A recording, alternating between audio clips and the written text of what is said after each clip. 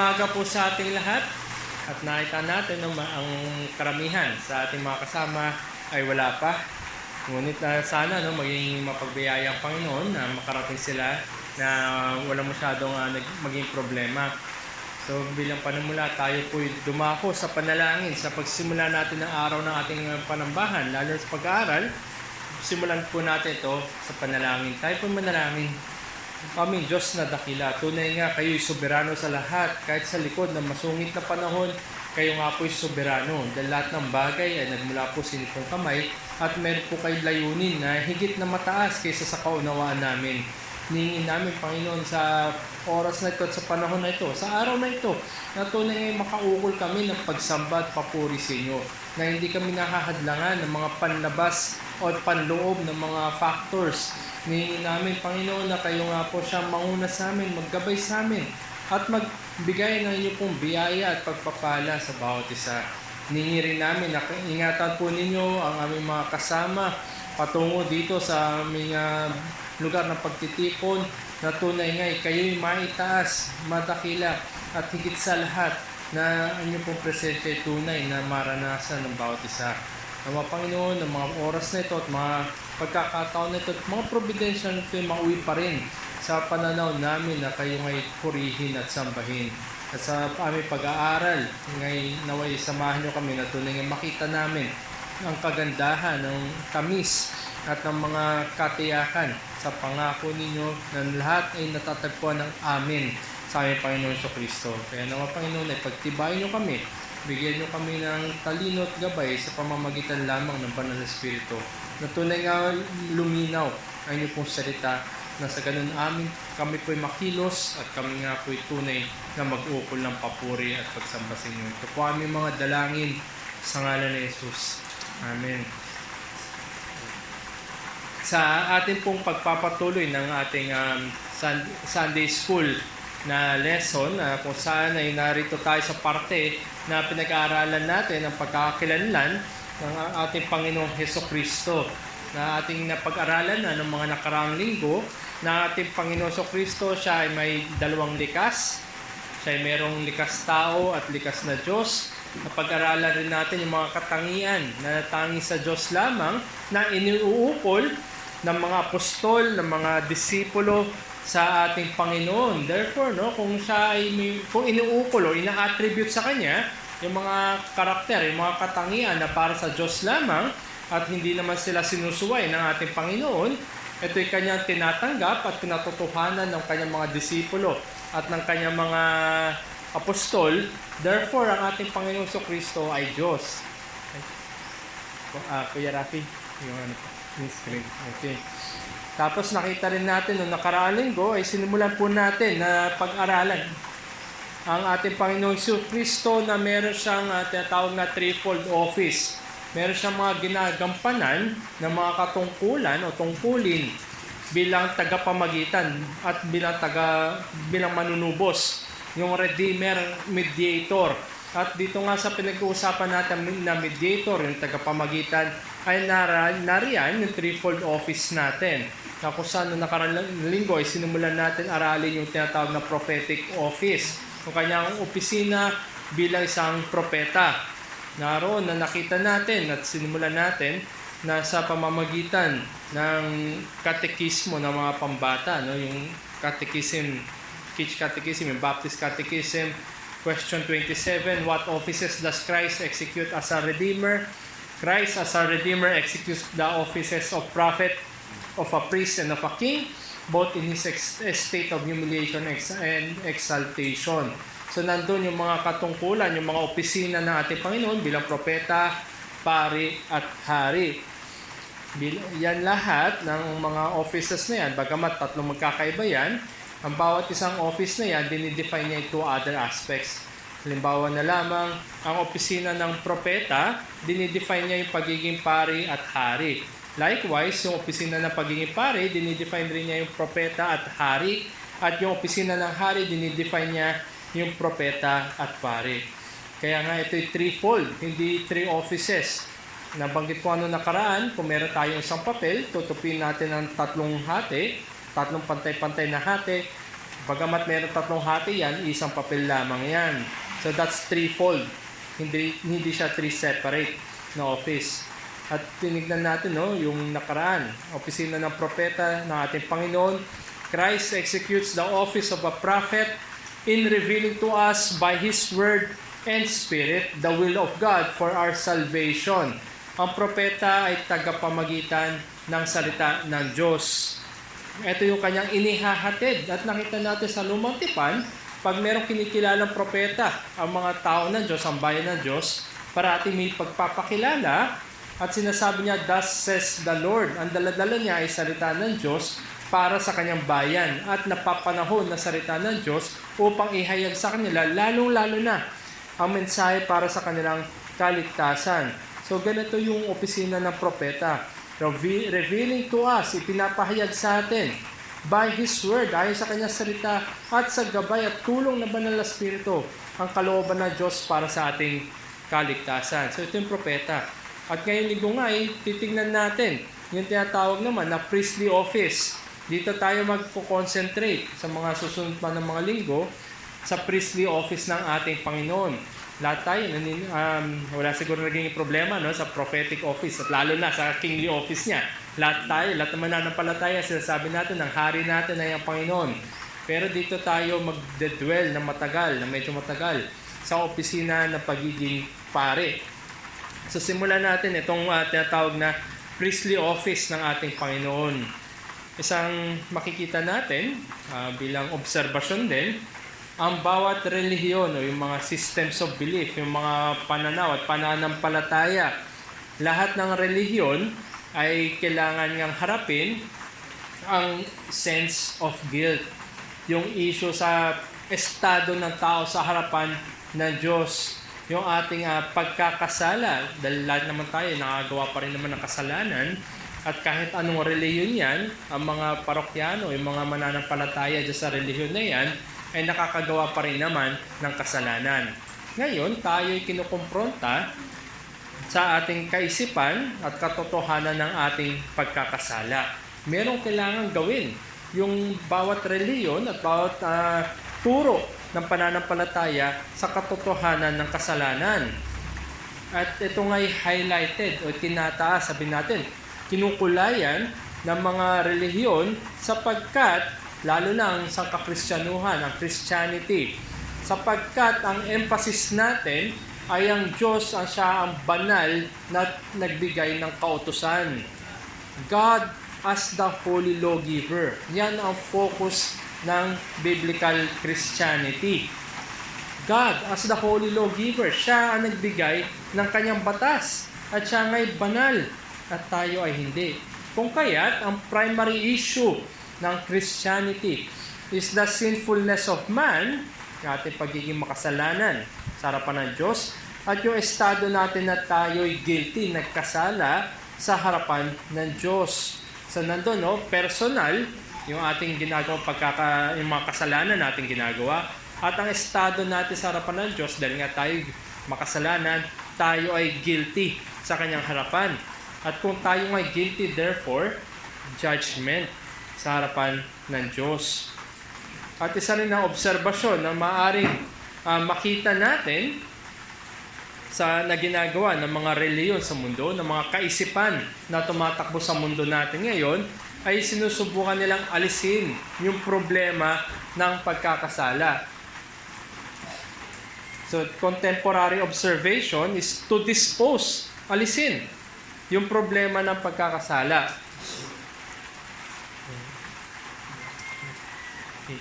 Sa iba't ibang paraan, tinatanggal yung issue na yan. Nariyan yung mga kaisipan na pang psychological na kung saan sinasabi nila na ang isang tao ay tunay nga na valuable, mahalaga sa harapan ng Diyos at kinakailangan niya yung pagmamahal ng Diyos upang magkaroon siya ngayon ng self-esteem, itaas yung kanyang sarili. At hindi siya, sabihin natin, na maging masyadong mababa.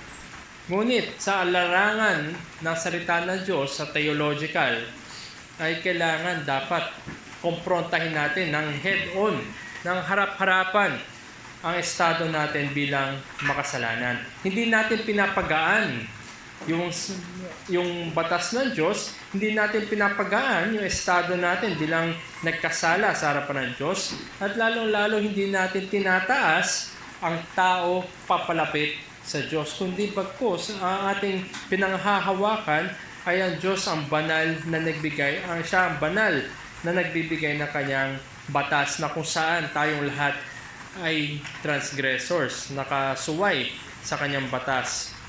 Nakakalungkot lamang rin dahil popular sa sangkakristyanuhan o mainstream Christianity na ating titignan sa ating paligid ay sinasabi nila na dahil ang Diyos nga ay mapagmahal, kailangan lang ng tao ng konting tulong. Mere help for a trouble.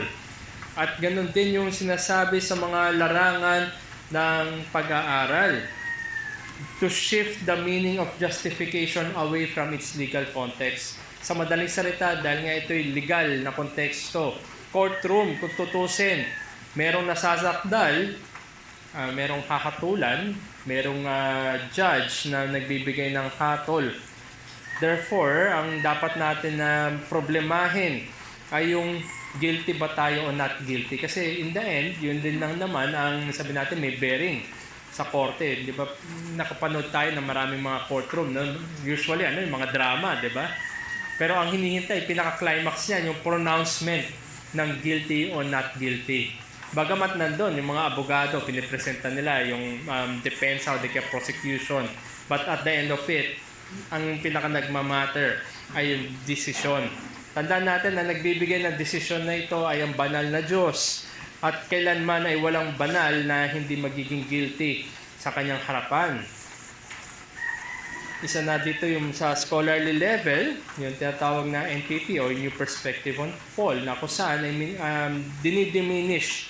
Ginagawa niya ngayon na instead na tayo dapat yung issue ng guilt ang dinidil, ang ginagawa na lang ay yung pagkakaiba ng Hudyo sa mga Hentil. Kundi hindi ganon. Ang totoong pinapakita na salita ng Diyos o yung biblical approach na ating makikita at tinitindigan ay makikita natin sa isang diagram na makikita po ninyo sa ating screen. So yan, no? Yung kasalanan ni Adan, yung kanyang ginawa doon sa hardin, dahil siya nga ay sumuway sa utos ng Diyos, sa batas ng Diyos, siya ngayon ay naging guilty, siya ay naging transgressor. Ang guilt na yan ay legal status. Sa harapan ng Diyos, siya ay guilty. Hindi na siya, sabi natin, hindi na siya malinis. Siya ay guilty na. At mula dyan sa kanyang pagkakasala, yung guilty status na yan, lalabas usbong dyan yung corruption na tinatawag. Dahil corrupted na si Adan, yung mga personal na kasalanan niya yung lalabas. So ganito yung simple na diagram na naway tumimo sa ating isipan.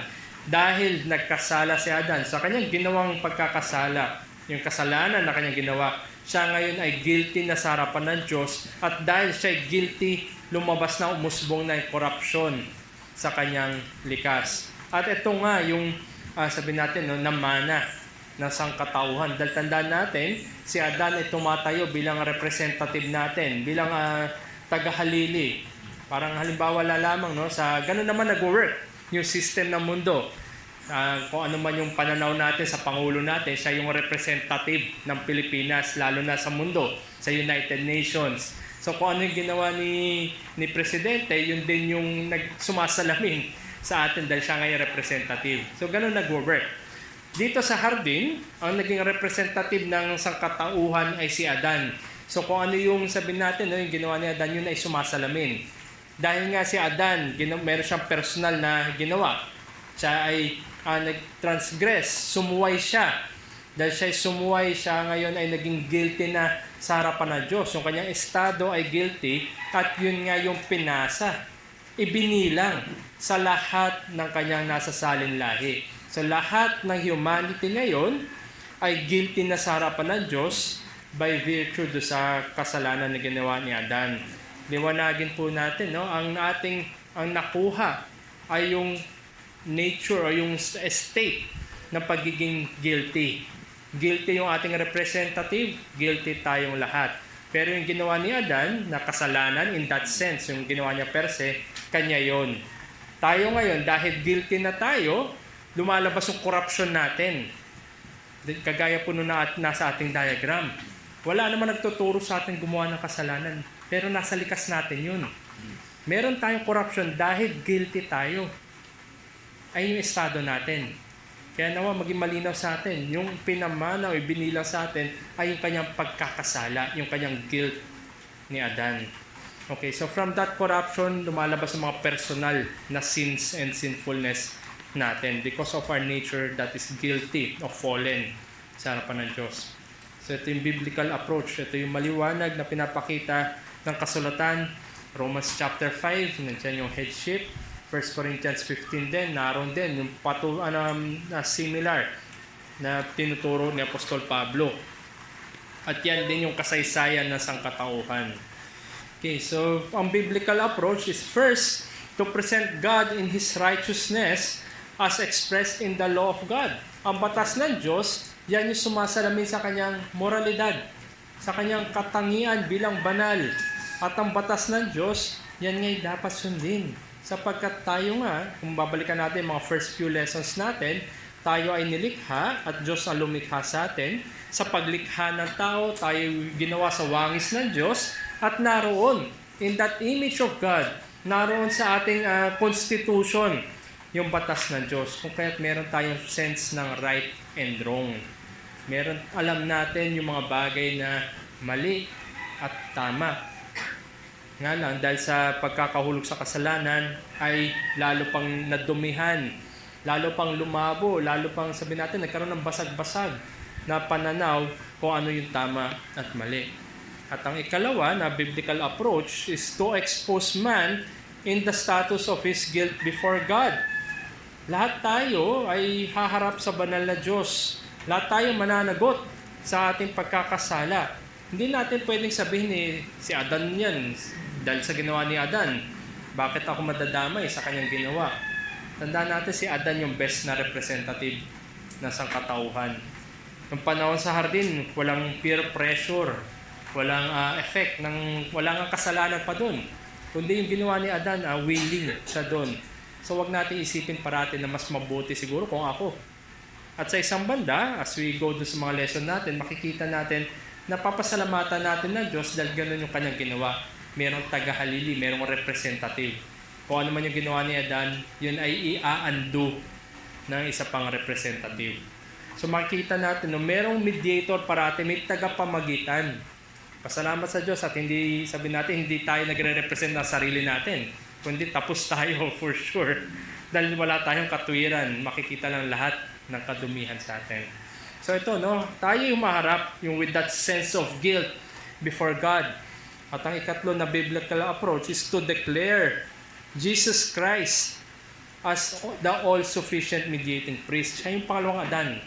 Siya rin yung magiging tagapamagitan. Dahil nga, ang priestly office ay namamagitan sa katwiran ng Diyos.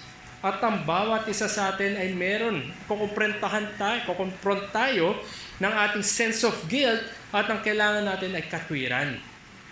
Kailangan ma-pronounce tayo na not guilty. Na parang binibilang na hindi nito ginawa yung absuelto sa kaso. Hindi niya ginawa yon. So ito yung kailangan natin na pronouncement. Kaya nandyan yung sense of guilt, nandyan din yung pangangailangan natin ng katwiran, at yan ay nagme-make ng sense dahil sa saserdote, yung pari, na siyang namamagitan sa katwiran ng Diyos.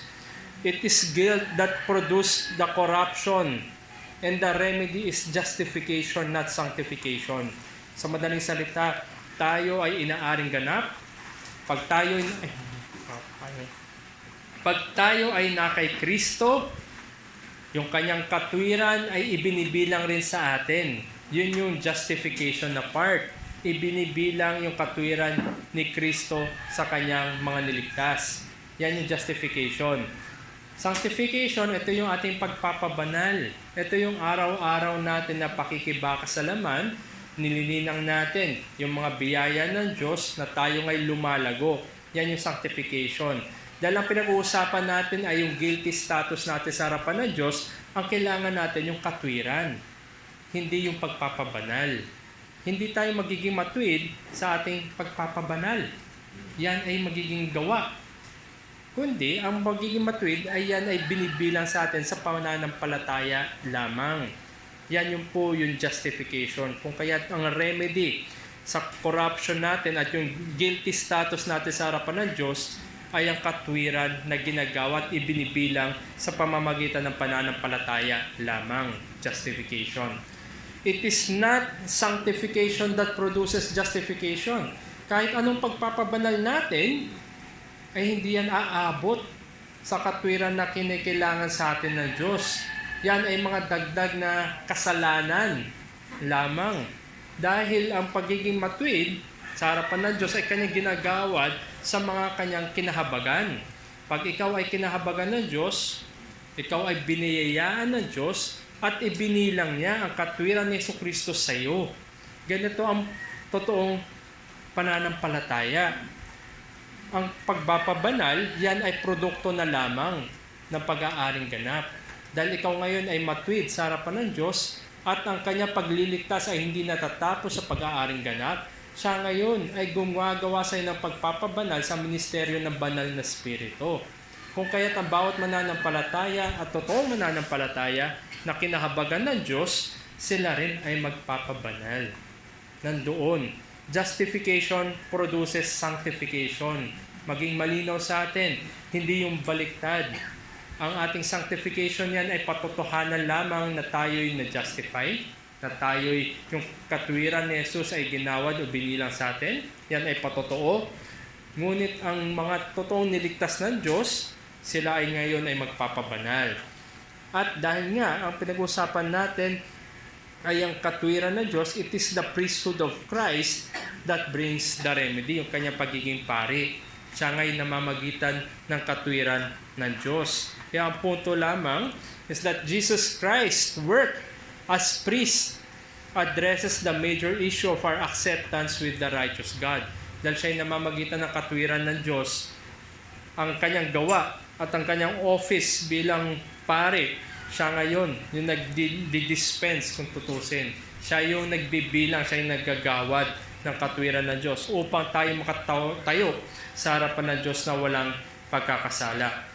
The priesthood of Christ is little appreciated where the guilt of sin is not underscored.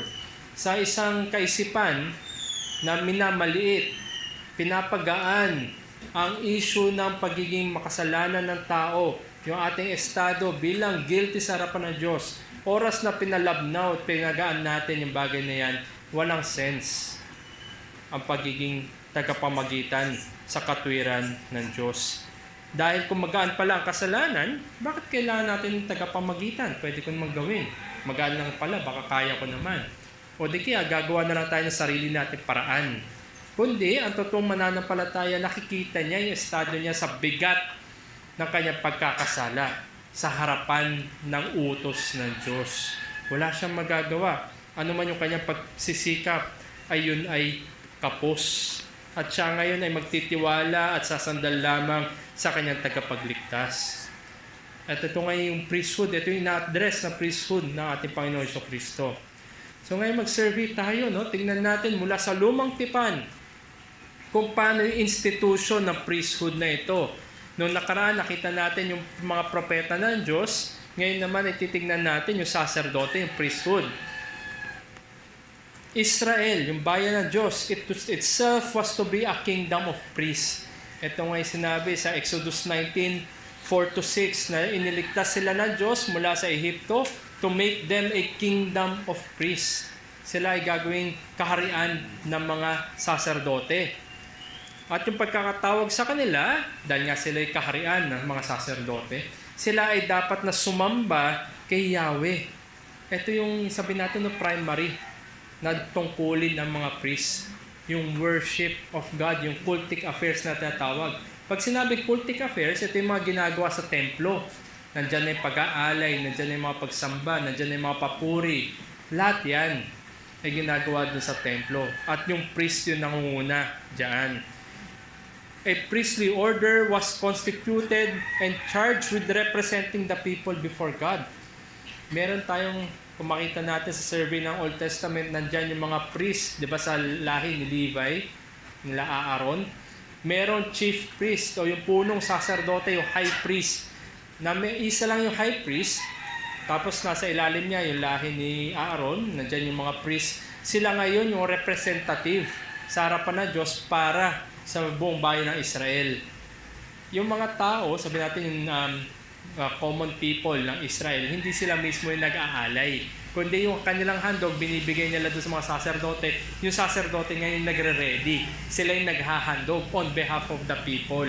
At yung high priest, siya yung namamagitan, pumapasok siya doon sa may lugar na Holy of Holies, yung pinakalooban ng templo, once a year lang, at siya lang yung papasok.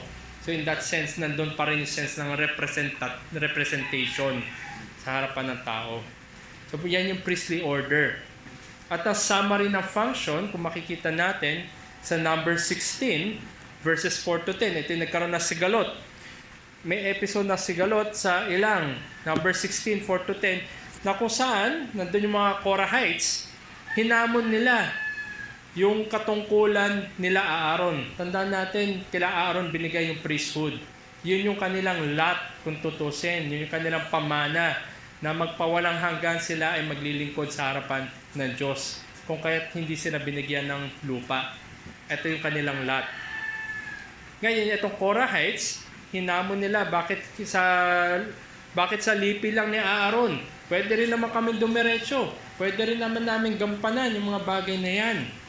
At in the end, kung titingnan natin sa free time natin, yung nangyari dito, nagalit ng Diyos. Nagalit. So kung isa-summarize natin yung nangyari doon, first, yung commission to draw near God through the cultic affairs of the tabernacle o yung temple ay binigay lamang sa mga saserdote. Hindi lahat, at yung time nila, hindi lahat ay pwedeng dumiretso, hindi lahat ay pwedeng maghandog sa kanyang sarili-sariling paraan, kundi yan ay binigay, in-institute ng Diyos bilang order sa kanilang paglapit sa Diyos. At ang ikalawa, yung acceptance, yung pagtanggap sa kanilang mga handog at yung mga kaloob nila is always on behalf of the congregation. Hindi yan sabihin natin, although yung mga tao, mga Israelita lumalapit, ito yung handog ko para sa, sabihin natin, pasasalamat ko. Pero yan, lahat ng yan ginagawa on behalf of the congregation. So makita natin, yan yung order na binigay ng Diyos. Yan ang priesthood sa nung panahon na yan. Yan lahat ay dadaan sa tagapamagitan. The priesthood was reserved to the tribe of the Levites, and the offering priests were reserved to the family of Aaron. So bagamat napakalaki ng lipi ni Levi, nandun sa pamilya ni Aaron. At doon sa pamilya ni Aaron din, isa lang yung high priest. And later on, to the family of Zadok, priest during the time of David and Solomon, ayan ay nakisadok na sa kanyang lahi. So God expressed His anger upon anyone, sa sino man, na mag-usurp sa office ng priest. Nandun ang pot ng Diyos. Dahil ito nga ay kanyang in-institute ng order para sa mga Israelita sa Lumang Tipan, sino man yung lalabag sa utos na yan, na sabihin natin, no, gagawin niya sarili niya paghahandog kaysa sa mga pare, sa mga saserdote, naroon ang pot ng Diyos. Meron nga pong episode sa Lumang Tipan. Si Haring Saul, naghandog siya ng kanyang mga alay sa kanyang sarili pamamaraan. Hindi niya hinintay, hindi niya dinaan sa mga saserdote. And well, and behold, yung pot ng Diyos ay nasa kanya. Dahil nga in-institute ng Diyos na ang pamamaraan ng paghahandog ay dadaan sa tagapamagitan. So unti-unti natin nakikita yung connection sa ating Panginoon. Yung mga paghahandog, pasasalamat ay dumadaan sa isang representative na pare. At ngayon yung pagtanggap ng Diyos ay dumadaan din in that sense doon sa representative pabalik doon sa mga nag-alay. At hindi lamang ito, the priest alone could perform the great sin offering on the Day of Atonement. Day of Atonement, lalo na sa panahon natin ngayon, ito yung ating siguro pinakatanyag na feast para sa mga mananampalataya. Once a year lang yan. At itong Day of Atonement na yan, yan yung nagva-validate do sa other sacrifices na ginagawa all year long. So in the Old Testament, drawing near God is not for everyone. And God is angered whenever this order is not carried out. Lalo-lalo na kung yung mga sa Day of Atonement dapat yung punong saserdote lang. So unti-unti muli, may dumadaan na mga alay pasasalamat sa isang representative na pari. At ngayon yung pagtanggap doon ay dumadaan din. At ngayon, meron na chief high priest, yung punong saserdote, na sa pamamagitan lamang niya, dumadaan, nadidispense ang lahat. Ito nga yung pinapatutuhanan ng Hebrews chapters 8 and 9, yung high priest ng ating Panginoon. So makikita natin muli, no? Dahil nga ang ating Panginoon, ginagampanan niya yung opisina ng pagiging punong saserdote. At ang kanyang alay ay yung sarili, yung sa kanyang sarili. At ang katwiran na yan ay yung kanyang katwiran. So two-way yan sa pananampalataya lamang. At hindi lamang ganito yung makikita natin sa Lumang Tipan. Sa Lumang Tipan din, naroon din yung anticipation nila na may paparating na Mesiyas. Noong nakaraan nakita natin yung Mesiyas na yan ay propeta. Ito ngayon, sa linggo na to, yung Mesiyas na paparating na yan ay pari din. So nandoon na sa kanilang kaisipan, yung Mesiyas na paparating, yung pinangako ng Diyos, yung kanyang pinuspusan ng banal na spirito, yung kanyang anointed, ay hindi lamang propeta, kundi pare rin. Halimbawa, sa Genesis 14:18, nandoon yung account ni Melchizedek. Hari siya ng Salem. Pero ang kanyang designation, siya yung hari. Wala sa atin, sabi natin na wala siyang background. Bigla na lang merong figure nito ni Melchizedek. Ang sinabi siya ay hari na Salem. Pero ang kanyang designation, siya ay the priest of God Most High. So, bagamat siya ay hari, siya yung saserdote of the God Most High. At ito nga'y in-acknowledge ni Abraham. Sabi dito sa Genesis 14:18, and Melchizedek, king of Salem, brought out bread and wine, and he was the priest of God Most High. Nagbigay sila ng offering. Sa Bagong Tipan, sinabi nga ang ating Panginoon, nasa linya ni Melchizedek. Ang pinag-uusapan ay yung aspeto ng pagiging pare, ang ating Panginoon ay nasa linya ni Melchizedek, the priest of God Most High. At siya nga yung sabi natin, no? Siya yung pinatutungkulan. Merong Melchizedek sa Lumang Tipan, siya ay type lamang, pero ang pinatutungkalan na nito ay yung ating Panginoon, the priest of God Most High. Ganito rin sa Psalm 110, yung pinaka most quoted na verse from the Old Testament. Psalm 110 verses 1 to 4, na kung saan ay isang Davidic na hari, yung pinangako kay David, na meron sa kanyang lipi, na uupo sa trono at ang kanyang kaharian, yung kanyang pamumuno ay magpawalang hanggan. Bagamat siya ay hari, nandun din makikita yung kanyang katungkulan bilang saserdote. Sabi, the Lord says to my Lord, sit at my right hand until I make your enemies your footstool. The Lord sends forth from Zion your mighty scepter, rule in the midst of your enemies. Your people will offer themselves freely in the day of your power, in holy garments. From the womb of the morning, the dew of your mouth will be yours. The Lord has sworn and will not change His mind. You are a priest forever after the order of Melchizedek. So nandun muli, tandaan natin, sa Genesis nandun una si Melchizedek. Sa panahon ni David, sa awit na ito, Psalm 110, binanggit ulit si Melchizedek. At sinabi rin dito na yung kanyang mga sinasakupan, yung mga people ng hari na ito, they will offer themselves freely.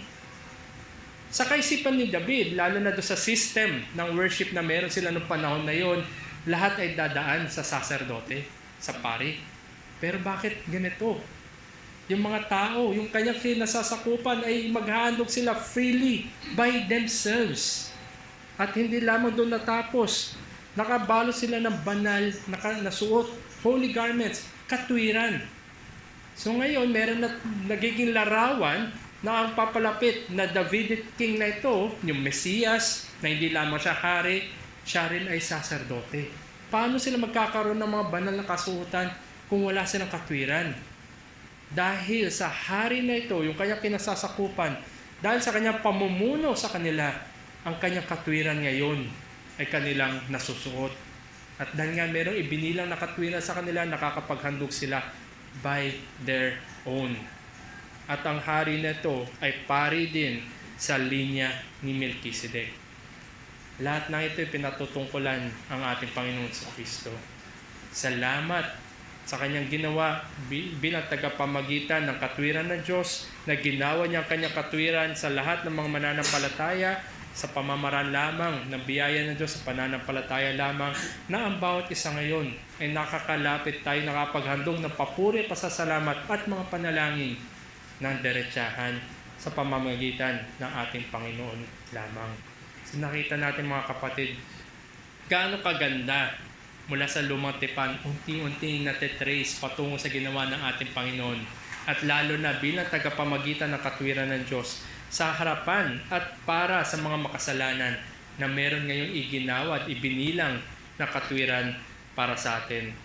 At last verse siguro na lumang tipan na tingnan natin sa umaga na ito. Zechariah chapter 6 verses 12 to 13. Ito ay sabi natin foreshadowing yung temple builder and ruler. Sabi dito sa Zechariah chapter 6 verse 12 and 13, say to him, thus says the Lord of hosts, behold, the man whose name is the branch, for he shall branch out from his place, and he shall build the temple of the Lord. It is he who shall build the temple of the Lord, and shall bear royal honor, and shall sit and rule on his throne, and there shall be a priest on his throne, and the counsel of peace shall be between them both. So napakadaming foreshadowing. Unang-una sinabi may paparating na tao na ang kanyang pangalan ay yung branch. Ito yung ginamit ng ating Panginoon sa mga ebanghelyo ni Juan. I am the branch. Diba? Lahat ay dumadaloy mula sa akin. At hindi lamang yun, may babala din. Diba yung mga sabi natin na hindi naman namumungay, tinatanggal, sinusunog. So lahat ng nagsasabi na sila ay kaugnay sa branch, ngunit hindi totoong kaugnay, sila ay susunugin. At hindi lamang yun. Sabi rin dito, nandun yung templo, di ba? Pinagmamataas ng mga Hudyo yung templo. Sabi natin, Panginoon, gibain niyo yung templo na yan. I will build it sa 3 araw. Inisip ng mga tao, bubuuin ng ating Panginoon yung physical na templo. Pero ang pinatutungkulan ng ating Panginoon na siya yung templo ng Diyos. Siya yung totoong magtataguyod, magbibuild ng templo na yun. Dito, it is He who shall build the temple of the Lord and bear royal honor.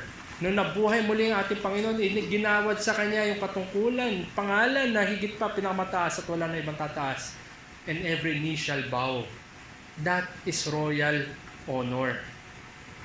At hindi lamang yun, and shall sit and rule on His throne. So this same person, yung branch ng paparating, na siya yung magtatagoy, gagawa ng kanyang templo, and bear royal honor, siya yung upo sa trono. Siya ay hari at siya ay saserdote. And there shall be a priest on His throne, and the counsel of peace shall be between them both. Isa nga sa Bermans na, malamang ipapangaral yung Isaiah chapter 9, verses 6 and 7, na nandoon yung paparating, yung ipapanganak ng birhen, the Prince of Peace, at nandun nga yung kapayapaan. So isa sa mga titulo ng ating Panginoon, the Prince of Peace. At ito nga yung sinabi din sa Zechariah, and the counsel of peace shall be between them both. Sa pagitan ng Diyos at sa mga makasalanan na guilty sa harapan ng Diyos, ang kapayapaan ay matatagpuan sa tagapamagitan. Kaya makita natin, the intertestamental period, bagamat lumang tipan pa lamang tayo, ay lalo pa na pinatindi yung pag-asa na may paparating sa mga huling araw na hindi lamang propeta, kundi pari din, saserdote. At lahat ng yan ay ang ating Mesiyas na tinatanaw.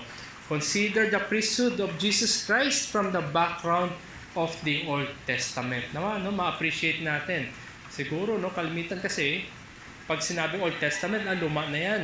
Bira siguro yung mga aral sa panahon natin ngayon sa Lumang Tipan. Pero napakayaman ng Lumang Tipan. At ang background ng Bagong Tipan ay ang Lumang Tipan. nasa pamamagitan ng mga bagay na to, gaya ng aking tinuro sa inyo ngayon, ma-appreciate pa natin kung saan nagmula at anong pinagtutungkulan ng pagiging saserdote ng ating Panginoon. So dito muna siguro tayo magtatapos sa Lumang Tipan at Lord willing, itutuloy pa natin ang ating pagtatalakay patungkol sa opisina ng pari o na saserdote ng ating Panginoon. Meron po bang mga katanungan o gusto pong linawin at other insights or inputs? Meron pa? Kasi po meron pa naman tayong mga 10 minutes.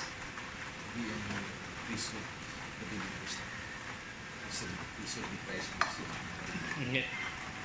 Tama yung sabi ni Brother Aldrin, no? Yung kanina nakita natin, hinango yung mga Israelita mula sa Ehipto, gagawin nga sila isang bayan ng mga saserdote, a nation of priests. At ngayon, pag tinranspose natin sa panahon ng Bagong Tipan, lalo na sa panahon ng Iglesia, ang bawat mananampalataya ay, in a way, mga saserdote, mga pare. Tayo ay sumasamba on our own. Meron tayong punong saserdote, ang ating Panginoon sa Kristo. Tayo rin ay nakakapagbigay ng mga offerings, mga kaloob natin, mga pasasalamat natin sa harapan ng Diyos. Tayo rin ay naglilingkod sa Kanya. At hindi lamang na naglilingkod, sabi natin, doon sa mga buhay natin outside doon sa confines ng Iglesia, kundi tayo rin ay naglilingkod sa Kanya para rin sa kapwa mananampalataya. In that sense, we, bilang mga mananampalataya, lalo na natinipon ng Diyos, tayo ay bayan ng saserdote. So nandoon yung paglilingkod natin. We, sabi natin, no, yung affairs, yung worship affairs ng church at paglilingkod din natin sa bawat isa. Hindi tayo yung tagapamagitan ng katwiran. Hindi dumadaan sa atin. Maging malinaw sa atin yun. Ang ginagawa natin bilang mga saserdote ay pumupuri, nagpapasalamat at we conduct yung worship natin sa harapan ng Diyos. Yun po. Yung tagapamagitan ng katwiran, walang iba kundi punong saserdote lamang. Hindi po ang Papa, hindi ang mga church leaders, kundi yung ating Panginoon sa Kristo lamang. Tayo bilang nasa Kanyang ilalim ay nandoon yung ating paglilingkod sa Kanyang templo. May mga tanungan pa po ba? Wala po, no? Siguro, Lord willing, na makita natin na may pagpapatuloy pa sa mga susunod na lecture natin kung paano ngayon sa Bagong Tipan na tingnan natin yung yung office ng priest na ating Panginoon. At bilang pagtatapos tayo nga po tumayo at aawit tayo ng isang himno. Sabi dito sa himno na to, ang himno na to ay sa trono ng Diyos sa taas, before the throne of God above. Sabi dito sa himno na to, sa trono ng Diyos sa taas, ako'y may pansamong sapat, paring nga lang ay pag-ibig para sa akin namamanhik. Pasalamat tayo sa ating Panginoon at manunubos na si Jesucristo bilang ating punong saserdote na siya ay namamagitan sa katwiran ng Diyos para sa kanyang mga niligtas. At hindi lamang yun, siya ay namamagitan din sa patuloy na pagpapanalangin para sa kanyang mga niligtas. Tayo po'y umawit nitong sa trono ng Diyos sa taas. Sa taas.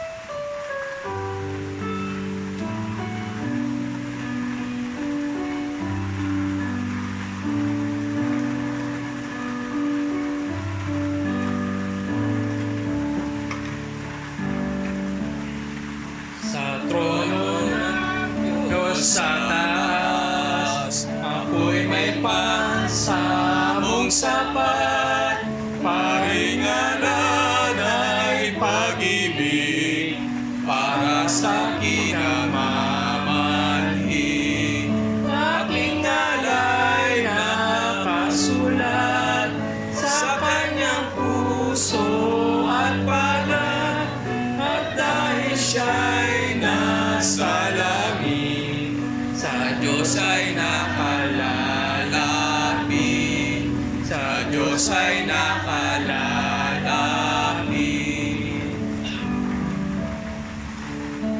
Kung sumilhin ang dyablo at usigin sa sala ko, si Kristong aking pansagot, sala'y minsan ang tinapos. Kristo'y namatay, ako'y lumaya't nabuhay, ako'y pinawalang sala ng Diyos nang dahil sa Kanya, ng Diyos nang dahil sa Kanya. Aking korderong namatay, walang dungis kong katwiran, walang aliw na ako nga, hari ng awat biyaya. Ako'y kalakip niyang tunay, pinagalayan ng buhay, ang buhay ko'y na kay Jesus, aking manunubos sa Diyos, aking manunubos sa Diyos. Tayo po'y magwakas sa panalangin.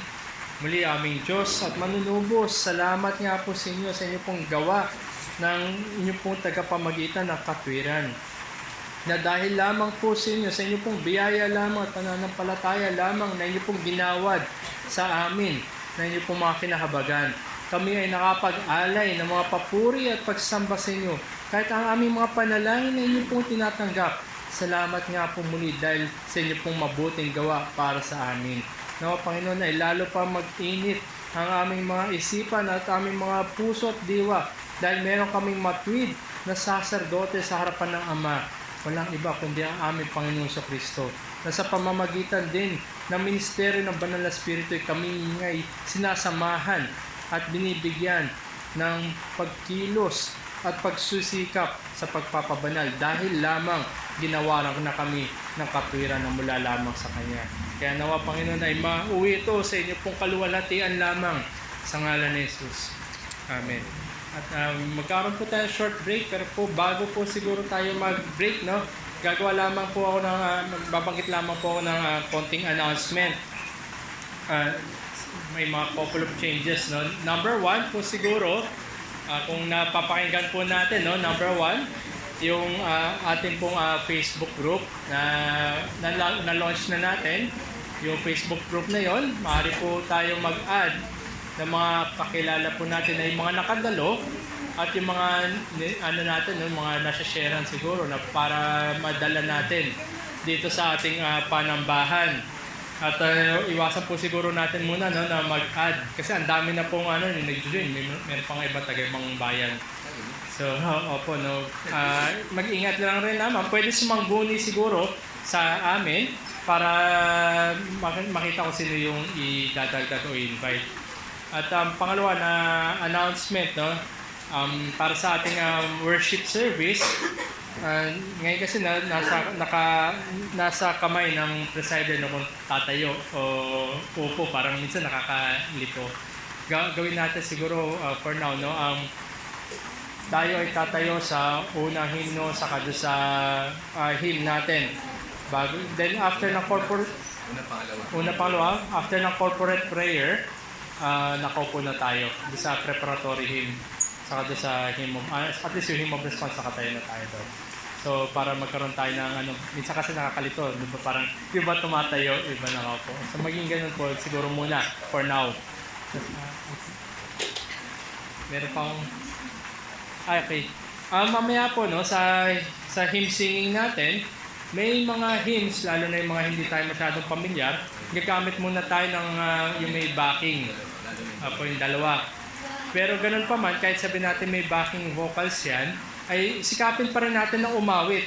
Tandaan natin, gaya ng pag-aralan natin kanina, na tayo ay nag-aalay ng papuri at pagsamba. Umawit pa rin tayo, sikapin natin sabayan ang goal po ng backing vocals para ma-familiarize tayo doon sa mga temporary lamang po yan. Pwede po natin kasi pasample yun sa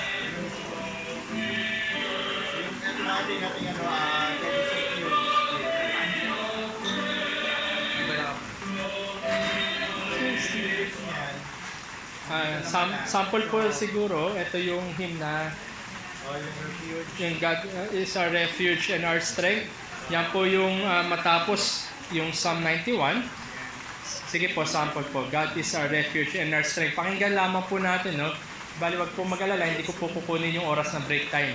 Para ano lang, mapamilyarize lang tayo. Baka mamaya magkagulatan dahil may boses. Sige po, Kuya Rafi.